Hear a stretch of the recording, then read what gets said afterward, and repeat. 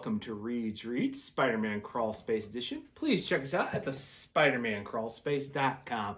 Well, everyone, I'm here to give my final review for 2019, so I thought I would kick it all off with my big three books. So we're going to start, of course, right here with The Amazing Spider-Man number 36, aka 837, the conclusion of Spider-Man 2099, I think. We'll get into the review of that. So let's get into the pros. First of all, I feel like this is much more coherent than what has been done in the previous issues. Nick Spencer finds a way to really kind of bring together the plot lines he had to do with Doctor Doom, the various different realities with the Omni Watch, as well as a little bit more of what it had to do with 2099. There's a really nice sense of synergy that actually brings the plot lines together, exactly with Doctor Doom's, anger and what had happened with him, as well as the fact that he played into the Contessa's hands here in Slovakia and creating a war.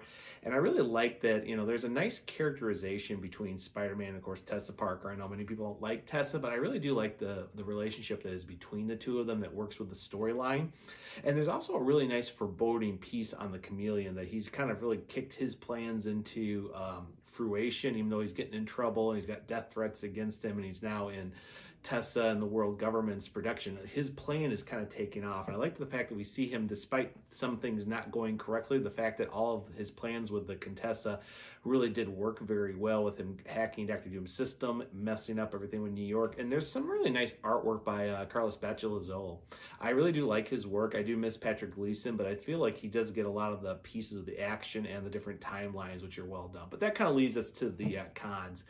2099 really didn't have to have any tie-in with this. I did read Omega and Spider-Man 2099, and basically it was Doctor Doom of 2099 messing with the Watcher in different realities, which was causing all this time ripple and everything else. But it kind of plugs in with the Omni Watch's different views of realities and timelines, but it wasn't needed. It's still crammed in here that the 2099 wasn't needed. And speaking of 2099, it's nice that Miguel O'Hara kind of got the happy ending he didn't get in the last series by Peter David and William Slaney, but it just doesn't really work to have this alternate branch off with 2099 now reset, and here's what it is now, 2099, and Miguel here is really great. It has nothing to do with the current storyline. It's just jam-packed. It really hurts it.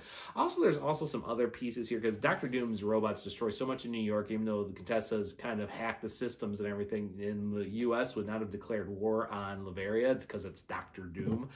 That's a little getting reality a little out of hand, but at the same time, I see how they're trying to plug that into what the Chameleon is playing, whatever his big storyline, and creating a world war and all the pieces on him. So it's kind of nice, but altogether, I give this story a C+. The storyline itself has just been, I don't know what to call it. I understand Nick Spencer loves 2099. I love 2099, but it just was not needed, and it kind of leaves the whole storyline kind of mess up. So while I'll give the issue itself a C+, I'm going to give the whole storyline a C.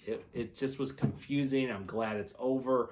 Let's move on, folks. And speaking of moving on, let's move on right over to The Amazing Mary Jane number 3 here. Good old Leah Williams and Carlos Gomez here. So let's get into the pros. I do like the fact that, we kind of move in a little bit here with the Savage 6, which was left over from Hunted. Leah really moves in the storylines of why they'd be so mad at Mysterio and the movie pieces and how it kind of works into. And I love how Mary Jane really thinks her way through with all these supervillains. It truly is the Amazing Mary Jane. She's been through all these problems and up and nose in the superhero and supervillain community for the last 30-odd years in comics, and I like how she handles each member here as well as continuing to keep the movie going, and it's really nice, fun parts, and the artwork's not too bad here by Gomez. I do like some of the pieces, especially his use of members of the Savage Six, which is the Vulture and, of course, Stegron. That kind of leads to the cons. This feels like a very push-start issue.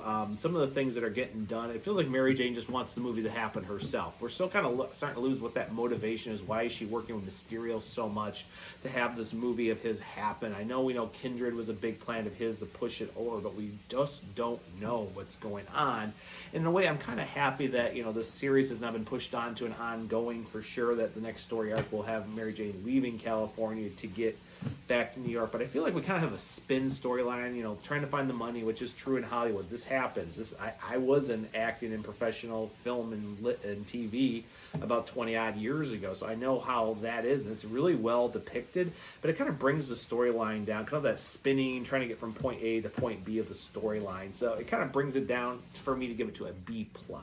I still enjoy it. I love the Mary Jane series. I think we waited way too long for MJ to have her own series, but it kind of gets a little jammed in there. So B+ for me. And now I saved the best for last, and that's right, everybody. Let's look at the sequel to Symbiote Spider-Man by Peter David and Greg Lang, Symbiote Spider-Man Alien Reality. The pros. First of all, even if you were not around for like I was for the Black Costume series, or you are a fan or not a fan, Peter David just grabs the magic of the Black Costume storyline and the Hobgoblin storyline from the 80s, and he really just pushes it on great for new readers. He really finds the continuity, and something I like a little better here with Symbiote Spider-Man, this time where we saw the symbiote and more of the Spider-Man sleepwalking in the last series, this really shows the Peter Parker we knew of back then. I mean, still got the jokes. He's kind of trying to figure out what has happened. All of a sudden, the Black Widow's Black Cat and his girlfriend, he all of a sudden is seeing some of his main supervillains be super good guys. It leads to a lot of like what's going on, but I like the fact that we're on with this ride.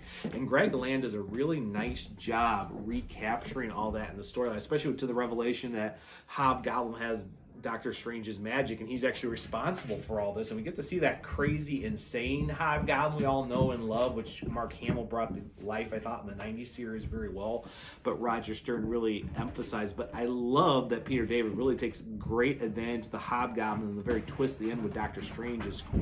And that kind of leads a little bit to the cons, though. We have a couple of con issues because we're not sure what happens. Just like Spider-Man, we're dropped in the storyline what's going on, but we do see the Hobgoblin is doing it, so it's not some weird reality mix, but something the Hobgoblin has mixed together, and it works great for a storyline, which I really like. And I'll give it an A-. It's really good. I can't wait to see where the next 4 issues go with the Symbiote Spider-Man series. So great job there. So C+, C for the main 2099, whatever chameleon storyline this was. B+ for Amazing Mary Jane, and a nice A- here for the Symbiote Spider-Man. On that note, guys, I'm calling it 2019. I will see everybody with my new reviews and everything else in 2020. Everybody have a fantastic holiday season and a happy new year, and I'll see you on the SpiderManCrawlspace.com. Make sure you check us out and definitely subscribe, and I'll see you later.